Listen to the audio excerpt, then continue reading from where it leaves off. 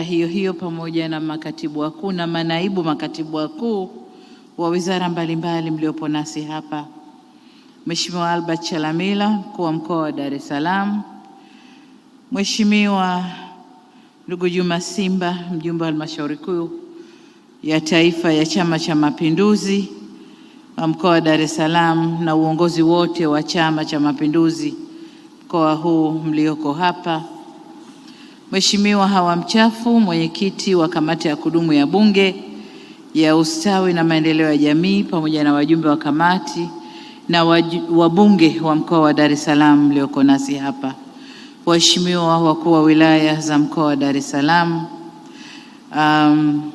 kamati ya ulinzi na usalama ya mkoa, mstahiki meya Nurdin Bilal, tunafuraha kuwa nawe hapa, ndugu viongozi wa taasisi za serikali na sekta binafsi mliopo, Bi Havijawa Omari, mwenyekiti wa umoja wa mama na babalishe Tanzania UMALITA,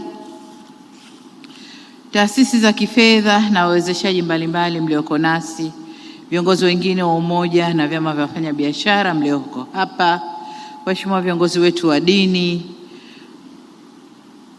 ndugu mama na mababalishe mliopo nasi siku yenu leo, ndugu waandishi wa habari, wageni waalikwa, mabibi na mabwana, Jamhuri ya Muungano wa Tanzania, kazi na utu. Ndugu zangu, nami niungane na walionitangulia kusema kwa kumshukuru Mwenyezi Mungu mwingi wa rehema kutujalia afya njema na nafasi ya kuonana leo hapa kwa jambo hili maalum la kongamano la mama na babalishe wa Tanzania. Ndugu zangu, haijapata kutokea kama ilivyosemwa hapa, kukutana kwa wingi na umoja huu, mbali ya nyinyi mlioko ndani, lakini ilizungumza kwa uchache na wale walioko nje ambao ni wengi kama nyinyi mlioko huku ndani. Hii haijapata kutokea. Asanteni na hongereni sana. Aidha, nichukue nafasi hii kukushukuru Mheshimiwa Waziri wa Maendeleo ya Jamii, Jinsia, Wanawake na Makundi Maalum, pamoja na ndugu zangu wa UMALITA kwa kunipa heshima hii adhimu ya kuwa mgeni rasmi katika kongamano hili. Nawapongeza kwa maandalizi mazuri. Hakika kongamano limefana na limepangika vizuri sana. Kwa wingi huu mlioko hapa, natumai huduma hazijaathirika huko nje. Huduma zinaendelea. Maana hapa ndani mpo, nje mpo. Sasa wasiwasi wangu huduma zisiathirike huko nje. Lakini pia lililonipa furaha ni kwamba nilipotembelea maonyesho hapo nje, mabanda maonyesho, nilikuta huduma fungamanishi ziko pamoja na mamalishe. Nazo ni huduma za wale wanaotunza watoto kwa mchana, wanaita daycare centers. Nimewakuta wako pale, ingawa pia ilisema kwamba ni changamoto inaelekea hii huduma bado haijaenea, lakini huduma muhimu kwa upande wenu mamalishe.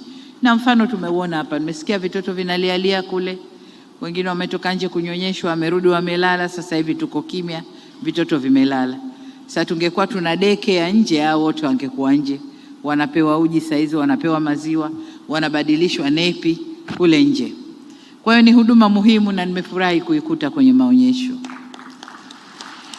Ndugu zangu, nilipopokea mwaliko huu sikusita kukubali, kwa kuwa natambua umuhimu wenu katika ujenzi wa taifa letu na ustawi wa wananchi kwa ujumla. Vile vile hii kwangu ni fursa ya kukutana nanyi baada ya kumaliza kampeni na uchaguzi mkuu. Najua mlikuwa nami mwanzo mwisho kwenye kampeni. Nilikuwa na Havijawa na timu yake kila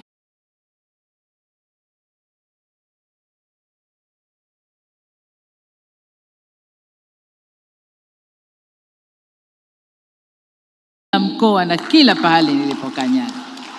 Nilikutana nanyi kila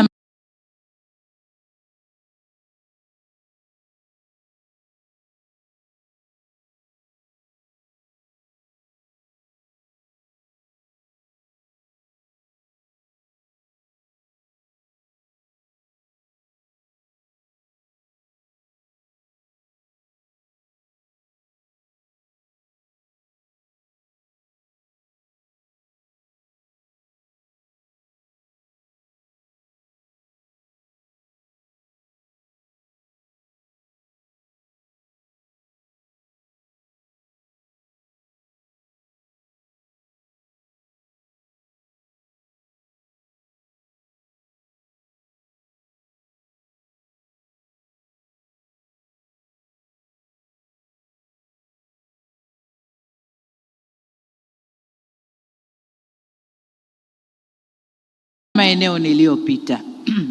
Kwa hiyo ni shukrani zangu sana kwa baba na mama lishe kwa kuniunga mkono kwa kiasi kikubwa, na hii leo ni fursa yangu ya kusema asanteni kwa usiku sita kupokea mwaliko wenu. Nashukuru sana.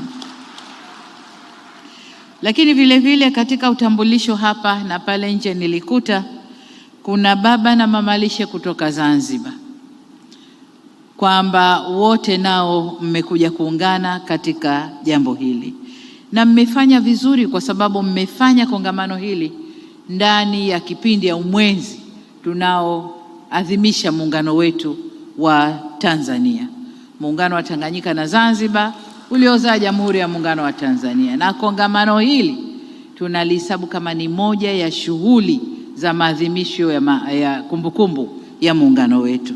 Kwa nawashukuru sana na niwaombe sana muendeleze umoja huu, msaidiane, muelimishane ili wote kwa pamoja mkue kama Tanzania. Nawashukuru sana. Ndugu zangu, kwa hakika ninyi ni kundi muhimu katika jamii. Mmesema wenyewe hapa, mnalisha wafanyakazi, wanafunzi, wasafiri na wananchi kwa ujumla, na kwa kufanya hivyo mnawezesha kutekelezeka vyema kwa shughuli nyingine za kiuchumi na huduma za kila siku, kwa sababu wanasema chakula ni afya. Na ukweli kwamba mnaitwa mama lishe, ina maana chakula chenu kinazingatia kanuni zote za lishe, na wanaokula kwenu mnawapa nguvu ya kuweza kufanya kazi za ujenzi wa taifa. Hongereni na tunawashukuru sana. Ndugu viongozi na Watanzania wenzangu, mtakubaliana nami kwamba shughuli za mama lishe na baba lishe zinastahili kutambuliwa na kuheshimiwa kwa hadhi inayolingana na mchango wao katika maisha yetu ya kila siku. Yale yaliyosemwa hapa ya kunyanyaswa, ya kusumbuliwa, na hayapaswi kufanywa kwa kundi hili. Ni kundi linalotupa uhai unaotufanya tuendelee na maisha yetu ya kila siku. Wao ni sehemu ya mfumo unaobeba uhai, afya na ustawi wa wananchi. Kwa hiyo tunawaheshimu na serikali itasimamia heshima yenu. Nakubaliana nanyi kubadilisha jina kutoka mama ntilie baba ntilie kwenda mama lishe na baba lishe, kwa sababu hicho ndicho mnachokifanya. Nakubaliana nami, na hilo sasa ndio jina rasmi la sekta hii ya kazi za kiuchumi ndani ya nchi yetu. Kwa umuhimu huo, serikali yenu imeendelea kuweka mazingira mazuri ya kisera na kisheria, na itaendelea kuweka mazingira mazuri ya kisera na kisheria ili kutambua hadhi na umuhimu wa kundi hili na kuimarisha mchango wake katika uchumi. Katika hatua hiyo, tuliunda wizara mahsusi hii ambayo inawahudumia chini ya waziri wenu, na najua mna mashirikiano mazuri na wizara yenu na waziri wenu katika kuendeleza jitihada hizi na kuhakikisha makundi haya au kundi lenu linapewa kipaumbele stahiki. Ndugu zangu, huduma za chakula mnazozitoa zinafungamanishwa moja kwa moja na shughuli nyingine za kiuchumi na ni kichocheo muhimu katika kukuza fursa za ajira na ustawi wa jamii. Kwa msingi huo, shughuli hizi zinahitaji kuimarishwa kwa utaratibu unaoeleweka na kulindwa pia. Ziimarishwe lakini vile vile zilindwe ili ziweze kukua kwa tija na uendelevu. Mwaka ujao wa fedha 2026/2027 ambao utaanza mwezi Julai mwaka huu, tunakwenda kuanza utekelezaji wa Dira ya Taifa ya Maendeleo 2050 ya miaka 25 inayokuja. Dira hii inalenga kujenga uchumi unaoongozwa na maarifa na tija, huku ukipanua fursa za kiuchumi na kuongeza kipato cha wananchi. Hivyo serikali itaendelea kuchukua hatua za kuweka mikakati mahsusi ya urasimishaji na uwezeshaji wa biashara ndogo ndogo, likiwemo kundi lenu la mama lishe, ili liwe sehemu muhimu ili muweze kuwa sehemu muhimu ya utekelezaji wa Dira ya 2050. Hatua hizi pia zinaendana na utekelezaji wa ilani ya Chama cha Mapinduzi ya uchaguzi mkuu wa mwaka 2025 ambayo inaelekeza kuimarisha shughuli za uchumi wa wananchi na kuweka mazingira wezeshi kwa wananchi kujipatia kipato kupitia shughuli ndogo ndogo za kiuchumi. Sasa hapa imesemwa shughuli ndogo ndogo za kiuchumi zikilinganishwa na uwekezaji wa maviwanda na uwekezaji mkubwa, lakini kwa kweli kwa kundi lenu kazi mnayofanya si shughuli ndogo. Wale wote wanaofanya shughuli kubwa wanategemea matumbo yajae, chakula kilete afya, waweze kufanya shughuli kubwa. Kwa hiyo nyinyi ni msingi mzuri wa hizo shughuli kubwa zinazofanywa, lazima tuwape kipaumbele. Nimesikiliza kwa makini risala yenu na nimefarijika kuona jitihada na ubunifu wenu wa kwenda kidigitali kupitia wazo la Umalita app. Kwa bahati nzuri niko na waziri wa habari, sayansi na teknolojia TEHAMA, na wakati mnasema nilimnyoshia kidole akanambia nimepokea. Kwa hiyo hilo limeenda, vijana wanasema sio? Waziri amelipokea na anakwenda kulitimiza. Wazo hili mkiliendeleza ipasavyo linaweza kuwa nyenzo muhimu ya kuwaunganisha mamalishe na babalishe na fursa za masoko, huduma za kifedha na huduma nyingine za uendelezaji wa biashara yenu. Kwa hiyo niwaombe sana, nimwombe waziri, nikuelekeze waziri, nenda kawatimizie haja yao, wapate mafunzo ya kutosha wao makao makuu Dar es Salaam, lakini na mikoa yote, ili waweze kuitumia vizuri na waweze kuwasiliana. Kwa hiyo nakuachia waziri, nasubiri mrejesho. Katika risala yenu pia mmebainisha vyema changamoto zinazowakabili au zinazoikabili fani yenu na kazi zenu, zikiwemo upatikanaji wa mitaji na mikopo ya masharti nafuu, ukosefu wa huduma za bima ya afya na mifuko ya hifadhi ya jamii, ukosefu wa miundombinu bora ya biashara na ukosefu wa mafunzo ya lishe, mapishi na usafi wa chakula. Kwa bahati ndani ya ukumbi huu tuko na wote hao. Masha Mshomba yuko hapa, huduma za hifadhi ya jamii, na yeye ndo anashughulika na sekta binafsi. Kwa hiyo Masha, hilo ni lako na nitasubiri mrejesho kutoka kwako. Na vile vile ni kuagize waziri wa TAMISEMI kuwaunganisha na sekta ya afya kuhakikisha wanafikiwa na huduma za bima ya afya.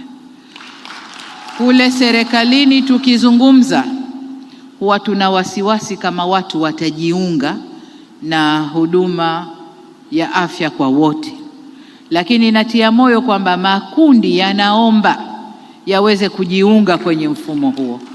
Kwa hiyo tutawaleta watu wa NHIF waje wazungumze na nyinyi kwa mapana na marefu na mfanye maamuzi ya kujiunga na mfuko huo. Niseme tu kwamba changamoto hizi singeni tunazifahamu, tumezichukua na tunaendelea kuzifanyia kazi.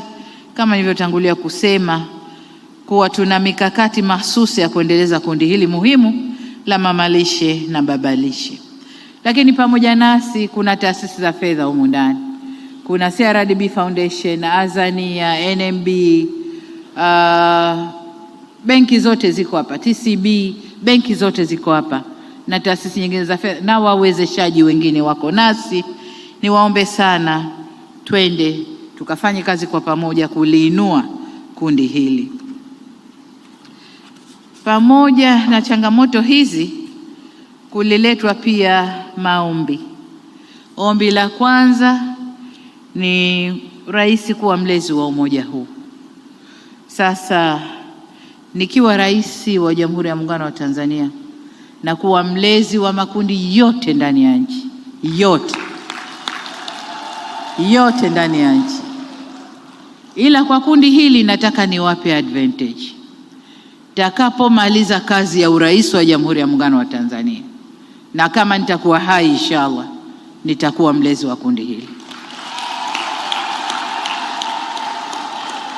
nitakuwa mlezi wako, lakini miaka minne hii penye uhai na uzima, basi nisaidiwe hiyo kazi mpaka pale nitakapomaliza kazi hii, nitakuwa mlezi wa kundi hili. Ombi jingine ni ufadhili wa UMALITA app, tayari nimeshalitolea maelekezo. Uratibu wa UMALITA, hili agizo nitalitoa kwa waziri mbele nikitoa maelekezo ya kazi. Lakini mambo ya masoko ya Kisutu, Kigamboni na maeneo yote, mkuu wa mkoa yuko hapa na wakuu wa wilaya wote wako hapa. Naomba mkakae katika vikao vyenu muone jinsi mtakavyoweza kuboresha mazingira ya kundi hili na kuwapatia mazingira mazuri ya kazi, kwa sababu tunavyokwenda kuboresha kazi zao ni lazima wakae kwenye maeneo mazuri, maeneo yenye heshima, maeneo ambayo mtu anajisikia kuingia ale na atoke ameshiba vizuri. Kwa nendeni mkayafanyie kazi maeneo haya. Kwa suala la Forodhani, nitawasiliana na rais mwenzangu Zanzibar ili naye nimpe yaliyotoka hapa na yeye aone jinsi ya kulitekeleza. Kuna ombi la uangalizi wa watoto, lishalizungumza, haja ipo, taendelea kuona jinsi itakavyowezekana kuwe na vituo vya ulezi wa watoto, na ni haki ya watoto hawa kulelewa vyema. Lakini pia watatusaidia kufanya mama zao wasifanye kazi na watoto migongoni wakati wote na kuumiza migongo yao. Kwa hiyo malezi ya watoto ni komponenti muhimu, jambo la muhimu katika swala hili. Tutalifanyia kazi kama serikali na tuone tutakavyoweza kulitekeleza. Ndugu zangu, kwa ujumla niwahakikishie kwamba serikali itaendelea kuimarisha mifumo ya uwezeshaji wananchi kiuchumi kupitia utoaji wa mikopo mbalimbali ili kuwezesha upatikanaji wa mitaji na huduma zote ambazo zimezungumzwa hapa. Hivyo basi niaielekeza Wizara ya Maendeleo ya Jamii, Jinsia, Wanawake na Makundi Maalum kuweka mikakati mahsusi na kufanya ule uratibu ulioombwa hapa, kwa kushirikiana na taasisi za kifedha na mamlaka nyingine za serikali ili kufanya kundi hili liweze kufanya kazi zao kwa raha. Aidha, pamoja na jitihada hizi za serikali, tumesema kwamba maendeleo kuanzia tunapokwenda kutekeleza dira yetu ya 2050, maendeleo yetu yatatekelezwa kwa aina tatu. Serikali itatekeleza maendeleo haya kwa 22%, lakini sekta binafsi tumeiachia 70%. Ina maana 70% kwenda mbele lazima tufanye kazi na sekta binafsi. Serikali peke yake hatutaweza kutekeleza mpango wote kufika 2030. Kwa sekta binafsi tumeipa uwanja mpana, na mashirika ya umma akina Masha na wenzao 8%, sababu haya ni mashirika yetu ya umma ambayo yanatakiwa yafanye kazi, wailishe serikali na serikali itoe huduma kwenu kwa 22%. Lakini sekta binafsi tutafanya nayo kazi kwa karibu ili tuweze kufanya yote haya. Kwa pamoja na jitihada zinazofanywa na serikali, sekta binafsi tutaishirikisha kwa kiasi kikubwa, na leo hapa mfano mzuri umejionyesha. Foundations zilizoko hapa, CRDB, NMB, TCB na mabenki yote, Azania na wengine wako hapa kufanya kazi na nyinyi, na hii ndiyo sehemu ya 70% takao kwenda na mikakati hiyo. Lakini wametajwa wengine wengi, TPDC na wengine wengi, kina Bahresa, wote wametajwa hapa. Hao ndio tutakwenda kufanya nao kazi ili kuhakikisha UMALITA inakwenda kufanya kazi yao kama inavyotakiwa, kulisha taifa hili chakula chenye lishe kinacholeta nguvu na kuwafanya wananchi waweze kufanya kazi zao kwa bidii na maarifa makubwa. Kwa hiyo huko ndiko tunakokwenda kuelekea, na ni kazi yako waziri kufanya uratibu wa wote hawa waweze kufanya kazi na kundi hili. Ndugu zangu, kabla sijahitimisha hotuba yangu, niendelee na maelekezo na nianze na afisi ya Waziri Mkuu TAMISEMI. Waziri uko hapa, kutenga na kuendeleza maeneo walioyaomba hawa nchi nzima. Kwa Dar es Salaam nimemwachia mkuu wa mkoa wa Dar es Salaam akusaidie kazi hiyo, lakini kwa nchi nzima wasiliana na wakuu wa mikoa na wilaya ili waweze kutenga maeneo mazuri ya kazi za mama lishe na baba lishe, lakini vile vile kuwapatia miundombinu bora kwa shughuli zao. Kwenye hili la miundombinu bora ni kazi yetu wote kwa ujumla, kutafuta wawekezaji ambao watakuja na teknolojia itakayowafanya mfanye kazi zenu kwa vizuri zaidi. Tunaposema upishi safi au clean cooking, ina maana sehemu mbili. Tunaanza na upande wa nishati ambao tumefanya vizuri sana, na leo pale nje nimekabidhi mitungi ya gesi ili mama lishe na baba lishe muendelee kupika kwa kutumia gesi. Na niliona vyakula vinavyopikwa pale kwa gesi. Nimekuta pilau imepikwa kwa gesi, ugali umepikwa kwa gesi, nimekuta samaki amerostiwa vizuri kwa gesi, lakini nililoshangaa kitumbua pia kimepikwa kwa gesi. Tumezoea kitumbua unajaza mafuta kwenye karai, mwaga huko mchele, geuza toa kitumbua. Nimekuta kitumbua kinatumia mafuta machache sana, na teknolojia lile karai linalopika kitumbua, na kitumbua kile kimewiva mpaka ndani. Kwa hiyo haya ndio maendeleo tunayotaka. Hakuna moshi, hakuna kukohoa, hakuna kutoa machozi. Nimewakuta wanageuza tu, mambo yanakwenda vizuri pale. Nikawauliza ladha ya chakula, kwa sababu tulipoleta wazo la kupika kwa gesi, la kwanza ilikuwa ladha ya chakula itapotea. Tumezoea kwa kuni, tumezoea kwa mkaa, chakula kitapoteza ladha, lakini sikuruhusiwa kuonja, lakini chakula kile nina hakika na wenyewe wamesema ladha ni ile ile. Ladha ni ile ile. Kwa hiyo mageuzi haya yanataka pia mageuzi ya mtazamo wetu. Wakati serikali tunafanya mageuzi ya teknolojia, na nyinyi mfanye mageuzi ya mtazamo na mjipeleke, mjihusishe na mageuzi tunayokwenda nayo ili kazi zenu ziwe rahisi sana. Kwa hiyo ni kazi ya Waziri TAMISEMI kutafuta maeneo mazuri ili wafanye kazi zao kwa vizuri. Lakini kwa upande wa serikali tunaendelea kuwasiliana na wawekezaji mbalimbali watuletee teknolojia zitakazowafanya mfanye kazi zenu kwa raha kabisa. Lakini tutatumia mashirika ya ndani pia, TIRDO, SIDO na wengine, watupe teknolojia ambayo mtafanya kazi zenu kwa vizuri kabisa. Eneo la pili ni kwa Wizara ya Afya. Agizo langu ni kwamba waendelee kuimarisha mikakati ya utoaji wa elimu ya lishe na usalama wa chakula kwa mama na baba lishe ili kulinda afya ya walaji na kuimarisha viwango vya huduma zinazotolewa. Kwa hili ni kwa Wizara ya Afya. Naomba waziri linote kwamba hili ni agizo langu kwa wizara hiyo. Eneo la tatu ni kwako tena, Waziri wa Maendeleo ya Jamii, Jinsia, Wanawake na Makundi Maalumu, kwa kushirikiana na mamlaka nyingine za serikali, taasisi za kijamii na sekta binafsi, kuweka utaratibu wa kutoa mafunzo ya ujasiriamali na usimamizi wa mitaji ya mama na baba lishe ili waweze kufanya shughuli zao kwa tija. Mafunzo ni muhimu. Wengine hapa ukifanya kazi vizuri, chakula kimekwenda, umepata mtaji mzuri, umepata faida nzuri, badala ya kwenda kufanya lamana na kuongeza biashara yako, tayari unaenda kwenye vikundi vya kutunzana huko. Unakwenda kutunza uonekane we bingwa, umetunza zaidi kuliko wengine. Hiyo haiwaletei tija, ndugu zangu.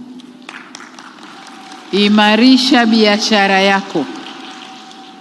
Imarisha biashara yako, starehe zitakuja baadaye. Lakini kwanza biashara yako.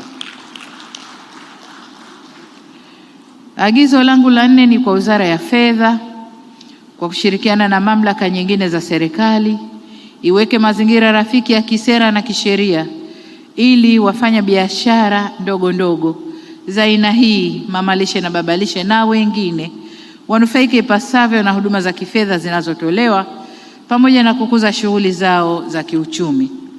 Na agizo la mwisho ni Wizara ya Nishati kwa kushirikiana na mamlaka nyingine za serikali iweke mikakati mahsusi kuhamasisha matumizi ya nishati safi ili kuboresha ufanisi wa shughuli za mamalishe na babalishe, kupunguza gharama za uendeshaji na kulinda mazingira, lakini pia afya za wapishi wetu hawa.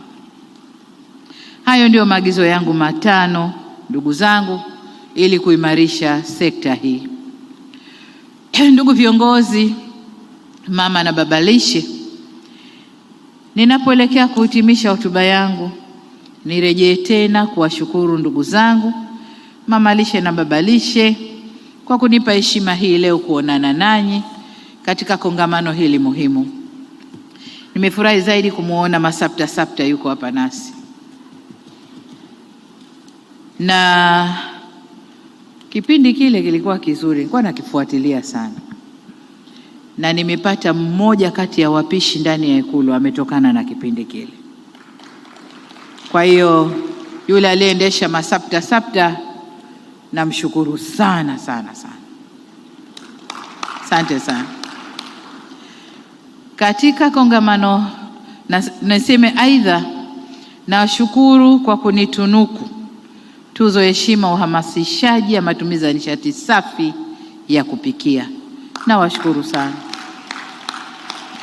Naipokea tuzo hii kwa moyo mkunjufu na kwa unyenyekevu mkubwa, nikitambua kuwa jukumu langu ni kuhamasisha na kuweka mwelekeo, lakini utekelezaji halisi uko mikononi mwenu. Mimi nilihamasisha, niliweka mwanzo, mmepokea, mnaendelea nayo, na niwaombe sana muendelee na upishi wa nishati safi. Wakati mnaendelea kusambaza upishi kwa nishati safi, sisi serikalini tunahangaika kuwatafutia sasa eneo la pili la mazingira safi ya kufanyia kazi zenu. Hivyo nawashukuru sana kwa kuikubali na kuibeba kwa vitendo ajenda hii muhimu ya nishati safi ya kupikia kwa nchi yetu, na kwa bahati nzuri imepokelewa ndani ya bara la Afrika vile vile. Katika hatua nyingine, nawapongeza kwa kauli mbiu ya kongamano hili isemayo shiriki kulinda amani na mshikamano wa taifa. Amani ni hazina ya mama na babalishe. Lakini mimi nataka niseme amani ni hazina ya shughuli zetu za kiuchumi na kijamii. Bila amani hakuna kujenga uchumi, hakuna shughuli za kijamii. Mmeshuhudia siku 3 zile, hakukuwa na kuchezana, hakukuwa na harusi, hakukuwa na kitchen party, hakukuwa sijui na mkusanyiko huko mabaa huko, mimina haikuwemo, hakukuwa na chochote. Zilikuwa siku 3 nzito. Kwa hiyo hii kauli mbiu ina mashiko makubwa sana, na niwaombe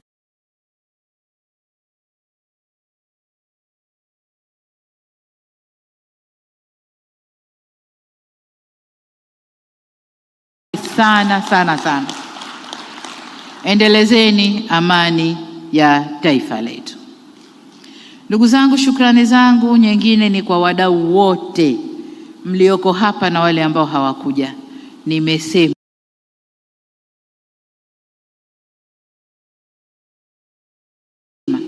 shughuli hii 70% inategemea sekta binafsi na mashirika wengine. Kwa hiyo ni shukrani yangu kwa kutuunga mkono, na niwaombe sana muendelee kutuunga mkono.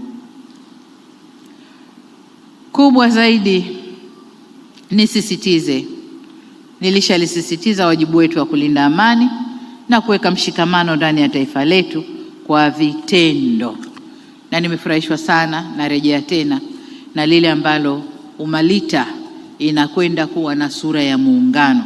Hilo limenifurahisha sana. Baada ya kusema hayo, ndugu zangu, nayo heshima sasa kutamka rasmi kuwa kongamano la kitaifa la mama na babalishe Tanzania sasa limefunguliwa rasmi, na nilikuwa